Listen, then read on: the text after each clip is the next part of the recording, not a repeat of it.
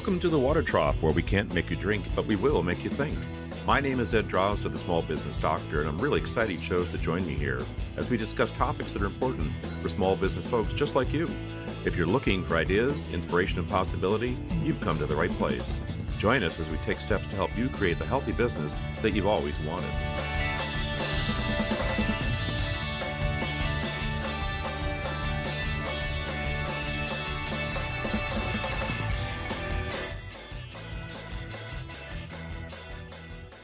Welcome back to the Water Trough, folks. This is Ed Drozda, the Small Business Doctor. Today, I'm joined by Michael Davis of Speaking CPR.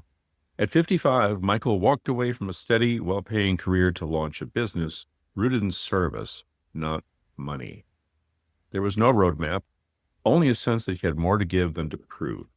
That pivot wasn't easy, but it became the most meaningful chapter of his professional life. And dare I say, Michael, perhaps your life as a whole? Today, he helps leaders and business owners communicate with clarity, connection, and purpose, using story as the bridge to attract and connect. Michael, welcome to the Water Trough. Thank you, Ed. I appreciate it very much. You have a great voice for a podcast, by the way. Oh, thank you. I'd like to also point out that your voice is very soothing. I guess that only kind of follows with Speaking CPR, doesn't it? It does. Appreciate that. And it's nice to hear that you have a voice people like to listen to. So, Michael, I'm really excited to have you here today. As you know, the Water Trough is all about inspiration for people in business. And while people in business are people at large, this can apply to anybody. So it doesn't have to be just for business people, but that's the audience that I'm hoping to reach. And I think it's really important for people to hear stories, because you and I both know that stories are things that we can relate to. We can latch on to some little bit, some tidbit, and say, hey, maybe I have no desire to do that, but I have thought about that. This gives me a different perspective. And the list goes on, right? But you, at 55, walked away and made a big choice. Tell us more. Well, I'm going to take you back 30 years before that. I was a brand new financial planner, 1988, 25 years old. I'm sitting in a meeting room in Clearwater, Florida, with 300 other new financial advisors. There's a speaker at the front of the room. His name was Jim Boren. And at one point, I looked around the room and 300 of us had tears in our eyes. Not because we were sad, we were laughing that hard. And there was this little voice in me, Ed, that said, you should be doing that. In retrospect, I was a very insecure person at age 25. And I thought, no way I could do that. I wasn't born a speaker and I couldn't command a room like this. So I ignored that voice. And periodically, it would pop back up and say, remember me, you should be doing that speaking thing every time I heard a speaker. And I said, oh, I can't do it. I always had an excuse. Just started this career, just got married, just had a baby. I mean, the justs, I had plenty of them. And at one point in my younger financial career, I was told to go out and give workshops and seminars to get new business. The aftermath of that was I was sitting in my boss's office in 1994. He looked across his desk at me and said, you're a pretty lousy speaker. You suck at this. Fix this or you're finished. Okay. So what do? Out of desperation, wanting to save my job, I look around, I find an organization that helps people manage their speaking fears. That was the moment the seed which had been planted got watered. Because I discovered so much about speaking and communication that I thought was just natural born talents. They're not. We're all given the gift of presenting. We just don't know how to do it well. And from there, it took me a long time. I always like to say, I hope my long road can be your shortcut, because I had to learn how to do the skills. I also had to discover the internal stories that were holding me back. That took decades. Once I did, I got into a position where at 55, I said, all right, I can stay secure with a job I like, but I don't love, or I can go do this thing I know I'm called to do. And you only live once. So go for it. And I did. That was 2018, and I haven't looked back since. Wow. Okay. That's really cool. I love how you found yourself so long ago, how a slap in the face, as it were, the sting never went away. The passion had been there for the 9 years before that anyway. It had already been birthed back when you were 25, right? Yeah. But that slap in the face, it still took time for it to really resonate and set in. It did. And I certainly didn't do it on my own. Along the way, I had the great fortune of meeting some of the best speakers in the world who saw that I was willing and I was a sponge, and that I was willing to step out of my comfort zone to discover this new skill and to take my lumps. That was a game changer for me. Those people are still in my life to this day, and we're peers. We mentor each other, which is a great sign of growth on both our ends. How can this possibly be? That I am supporting them as much as they are supporting me. I've had those moments. I comfortably accept them now because I realize what I went through, and I didn't take the same path that a lot of them have taken. Some of them are Hall of Fame speakers, world champions, highly paid.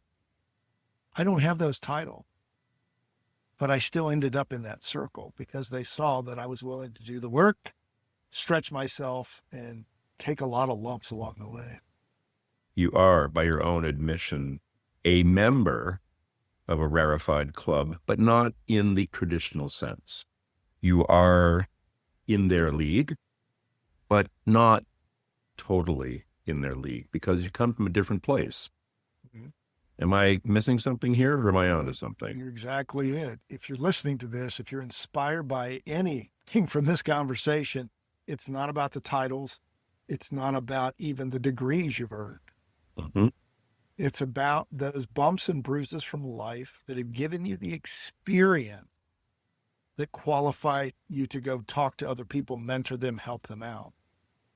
I don't have those degrees either, but I do have that face-to-face, make mistakes, learn from them, and become pretty good at this skill. I recently was listening to a speaker about AI, and she said the one thing AI cannot do is provide life experience and bumps and bruises. Can't do it. That's why face-to-face communication is so critical now. With what we're doing right now, Ed, people can doubt, is that really Ed and Michael? Or is that an avatar? Yes. Okay. Yes, sir. Yes. Okay. Yes. But if we're standing in front of them, they can't doubt it. You may not have aspirations to be a professional speaker, but if you're a leader, you're a salesperson, it's more important than ever to get in front of them because that's where the connection and trust is built. Talk about professional speaker. You mentioned leader in the same sentence. And while they're not the same, we recognize that the ability to communicate begins with the manner in which we are heard. That which is heard supersedes our ability to be understood, to communicate effectively. Is that correct? It is, and that's an excellent question because it leads right into a project I've been working on for about a year and a half. Last year, it occurred to me that storytelling has become a very popular topic. And probably because I'm in this world, I see it everywhere I look. And one day it occurred to me that a lot of coaches and trainers are saying the same things about storytelling. The hero's journey. People buy from feeling and not logic. We get all that. But something was missing. And where this journey took me was eventually I realized it's not one story we have to master. It's 3 types of story we need to become masterful at. The least important one is the story we tell. And it's something that you said just a minute ago, Ed, in your question. First of all, what is the story you're telling yourself about your skills, your abilities, your worthiness to be in front of others, whether you're a speaker, leader, salesperson? Each of us carries a negative story or stories that until we become aware of, they limit us. Heck, last year I discovered a story that had held me back for 5, 6 decades. So it takes some work. And sometimes it just comes out of the blue if you keep asking the right questions. So number one, story we tell ourselves. Number two, what is the story your listeners are telling themselves? You talk about the importance of being heard. They're not going to hear us if we're not clear on the questions that are in their minds, the stories they're asking themselves. That's easier to do, like what we're doing here. We talk one-on-one, we have a conversation, we can uncover some of those stories. If you're talking to a group, not as easy, but you can still do it. There's a lot of information online. You can learn about people and groups and what their challenges and problems are. But once you're clear on the first two, the road is open for you to share that story you went there to tell. And it has to be in that order. That took me 30 years of exposure to the speaking world and my own ups and downs to figure that out. 3 decades to finally put it together that, oh, these are the stories we need to know. And the people who are master communicators, they know all three. So in your world, in the world of a professional speaker and one who supports others in that endeavor, storytelling is a critical component. Yes. It's vital. Okay. What point in your life did you recognize that you had a story to tell? And perhaps just as important, a question, what is it that allowed you to recognize that you have a story to tell? Excellent question. It probably was about 10 years into my speaking career that I'd gotten into because I was trying to save my financial job a decade earlier.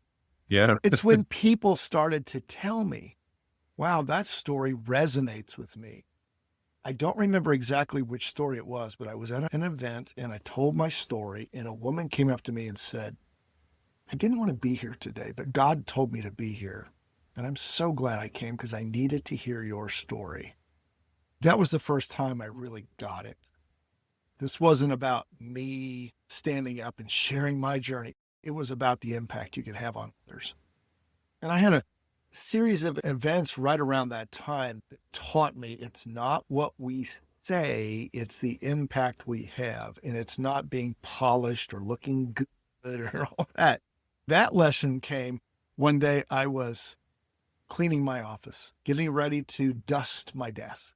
So I spray some lemon pledge on a rag. I started to dust, and then I looked at the can of lemon pledge and it hit me. My messages haven't been sticking because nothing sticks to polish.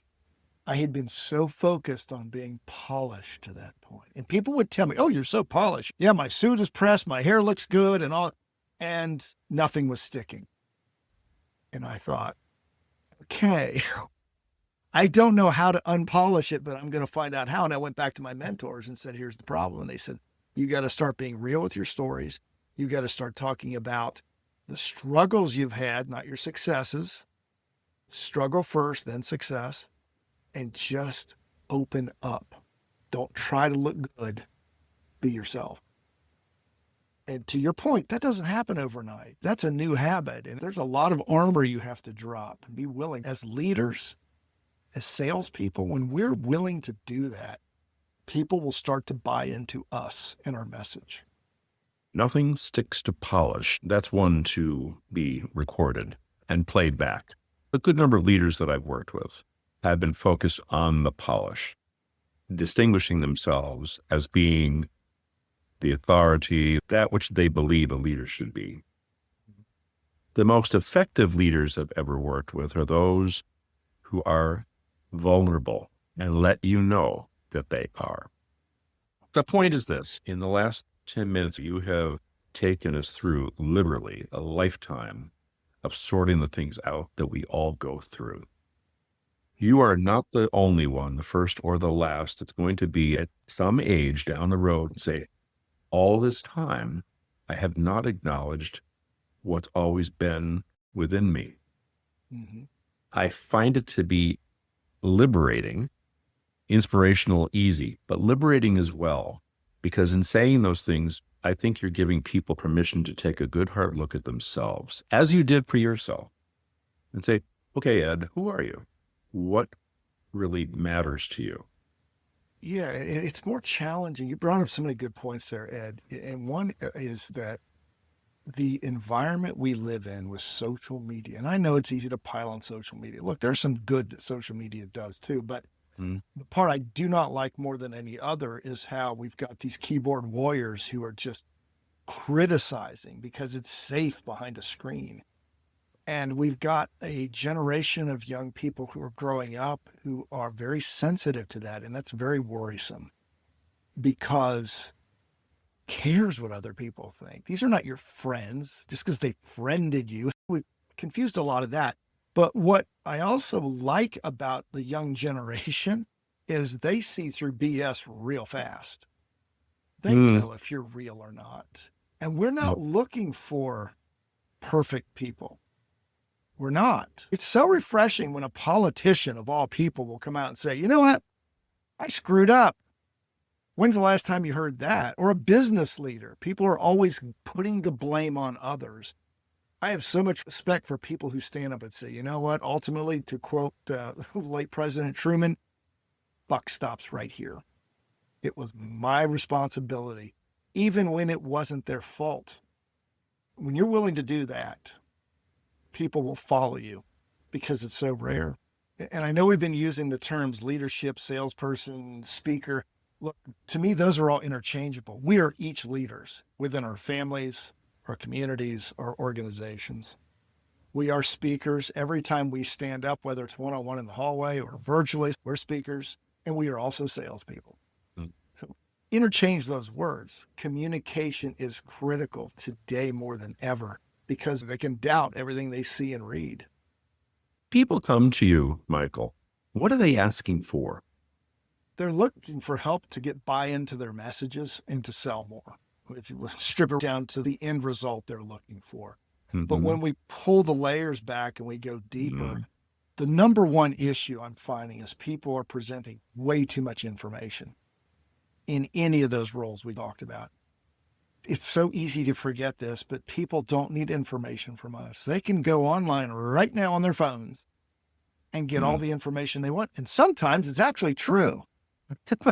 Information is not the thing. What they want is our perspective, our wisdom, and our insights from our experiences.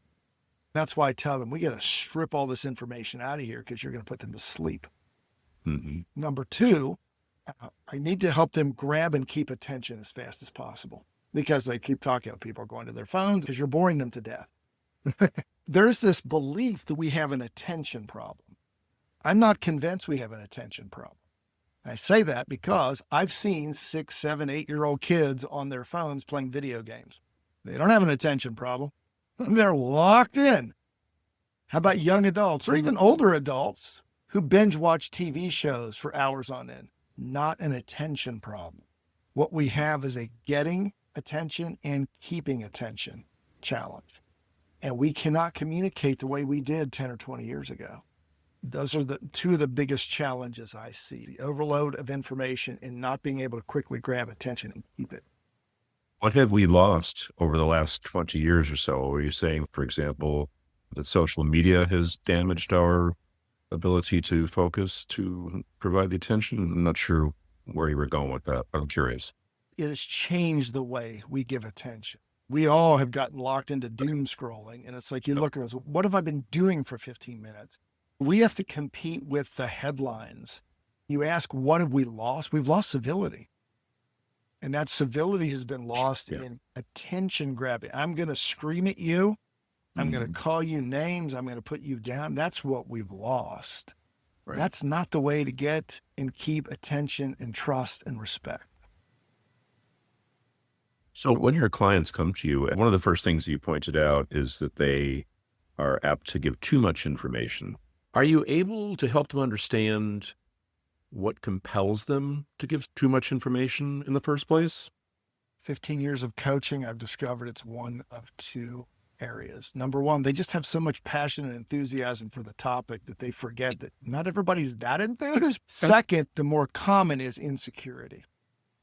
I find this with a lot of young people because when I was a young financial advisor, this is my challenge.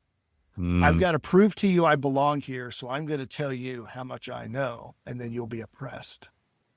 What they care about is knowing that you understand their problem. They wouldn't be there if they didn't have a problem they couldn't solve. Do you understand my problem? Do you understand me? Are we alike? Do you have a solution to my problem? That's what they want to know. One of my favorite phrases I now use with all my clients, Ed, is do not answer unasked questions. We go in with lots of answers that they never even thought about asking, but now we've opened a can of worms because now they need to know, well, why is it? And that creates doubt.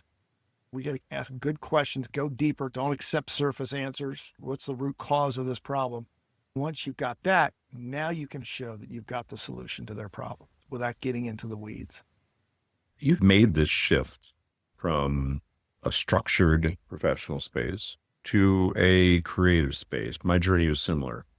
The way that you came here was in response to something that you knew all along that you had. When you first stepped into this role and you began going out to the public, were you able to shed the anxiety that you had as a youngster with this sort of thing? Were you able to simply emerge from that cocoon, as it were, and say, whatever happens, happens, and here I am? What did you do? Because that emergence is both frightening and exhilarating, I would think. It is. It's a two-part answer, yes and no. Yes, in that for economic necessity, I had to go create business. Mm-hmm. However, I had not yet dealt with some of those internal stories. And one of them didn't even pop up till last year when I finally answered this decades-long question. And the question was, I've always been able to succeed at a certain level, always been able to meet my obligations and have a little bit extra. Why don't I succeed at a higher level? That question bugged me for decades. Last year, I'm talking to my youngest son, and he obviously knows my backstory. I was born in France. Parents immigrated to the States when I was a baby. At 2 years old, my father deserts my mom and me, never to be seen again. I don't think a lot about it over the years. And then my son asked me a question out of the blue last year. Why do you think your father left you? And Ed, without thinking, I said, I guess he didn't think I was worth sticking around for. Oh my God. That is the answer I've been looking for. It was like this huge puzzle in my life had a huge piece missing right in the middle. And as soon as I said that, I found my missing piece because it made sense for every part of my life where I had fallen short or failed. When I was a younger man in my 20s, I used to brag how I'd never been dumped by a woman. Took great pride in that, very male-driven ego. I no longer take pride in that statement because I understand why I never got dumped. I never gave anybody the chance to. Because deep down, I knew I'm not worth sticking around for. I'll save you the trouble of a painful breakup. I'll do it first. In business, I would have a certain level of success and then business would drop off because deep down, I knew I'm not worth sticking around for. I'm not worth doing business with.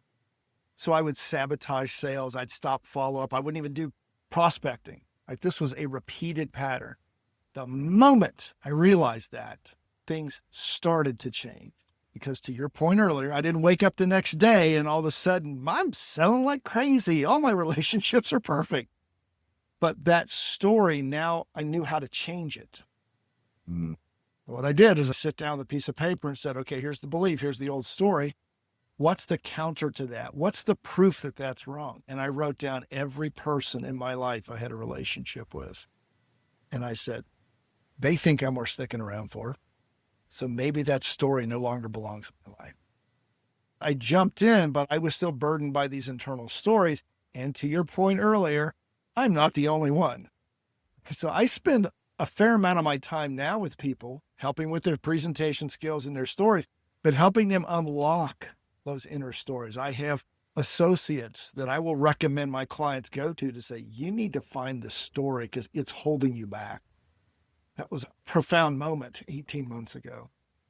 Your son, for what might have seemed like a very simplistic question, but such a profound process to follow. Wow. Yeah. Congratulations to you both on that. And I hope it's a lesson for him because he's had some issues in his life. Of course. We all do, where questions like that go unanswered. It's like, okay, hopefully this will help you. It seems that starting speaking CPR really did come from a far deeper place than what it would appear at the surface. Ye- That's a really good point. I originally started it because I wanted to get up and speak on stages, and I still do. Earlier this year, I'm at a National Speakers Association event. One of my friends, one of my mentors, is actually the speaker. And Yeah. he said, I had to accept the fact that my main vocation is being a coach and not a speaker. And it was another one of those moments. It's like, I needed to hear that because I'd been fighting that. The best work I do is as a coach. I'm a pretty good speaker, but I'm a really good coach. And I had to embrace that. And once I did, it's like I stopped fighting that and I started doing a better job of marketing myself and getting out there. This is what I do. You want me to come speak? I'll do it because that's a great marketing tool. But my best work is as a coach because I cannot stand it when people have great ideas that they don't get out into the world because they can't communicate. Mm-hmm. That's my calling, is to get people's ideas into the world by helping them communicate them better. Right. Well, I'd say that your mission is well into full swing. You told me you knew something was missing all along, but I don't think you knew the passion was missing back then, or it was misguided perhaps, because what you're telling me now is I get it. I see who I want to be, and I'm able to be that somebody. I'm 62 now. I feel like I'm just getting started. I got peers retiring. Good for you. I'm hitting it harder now. I know that I'm not doing now what I'll do in 5 or 10 years. Mhm. And if you're listening to this, forget 5 or 10 years. With AI and how fast we're changing now, it's pretty hard to make a 12-month plan. I don't know where this is taking me, but I know it's going to be in the communication realm. Don't know how, but I'm just going along with it. Right now, my strength is as a coach, backup as a speaker, and that's where I'm just going to see where it takes me.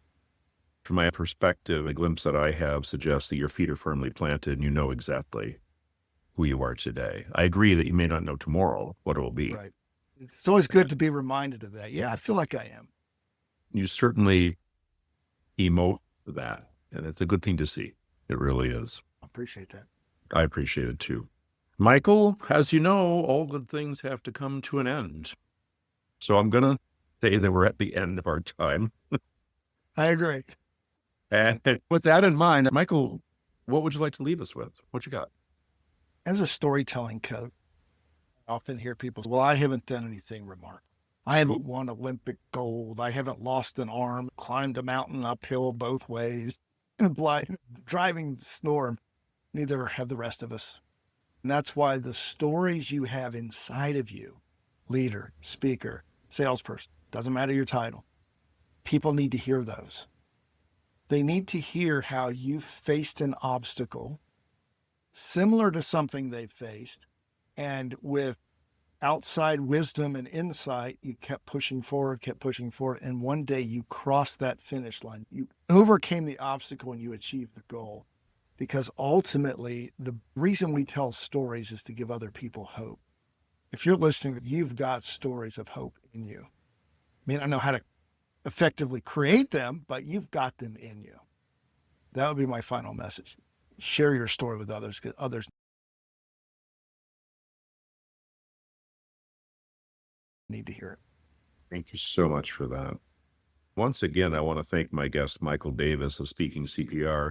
Michael, you've left me inspired, and I will take it to mean that those who will be listening will feel the same. I thank you immensely for this time today. Thank you, Ed. I appreciate the opportunity to chat with you. Folks, here at the Water Trough, this is Ed Drozd, the Small Business Doctor, and I want to wish you a healthy business.